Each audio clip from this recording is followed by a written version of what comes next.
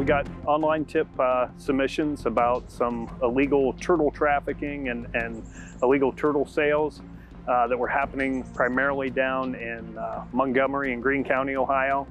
This was a case where the public got involved and decided that they'd had enough of the abuse of the resource and got a hold of our law enforcement staff, the Ohio Division of Wildlife, and we started an investigation. This person knew from years and experience the different locations these turtles would lay their eggs.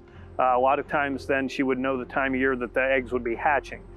So she would just walk around the edge of these ponds and stuff, and as these baby turtles, after hatching out of their eggs, would go towards the water, she would just be picking them up, collecting them, and taking them home and selling them. Just like picking up $25 bills laying on the ground. There are legal means to take a number of wildlife species, including certain numbers of turtles.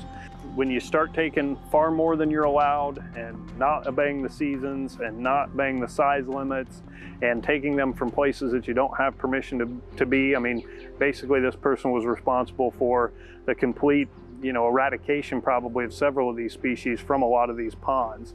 Some of these ponds were on private land, some of them were on public land, but it was kind of just this indiscriminate abuse of the resource for absolutely nothing more than profit. The average person couldn't go to many of these ponds now and catch a turtle if they wanted to because they're just quite simply wiped out.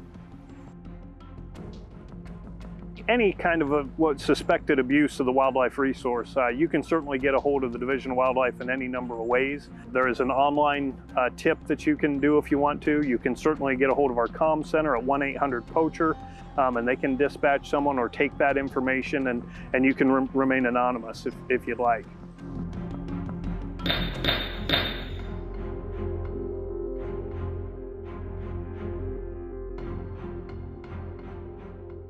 Reptile amphibians are very easily kept in captivity.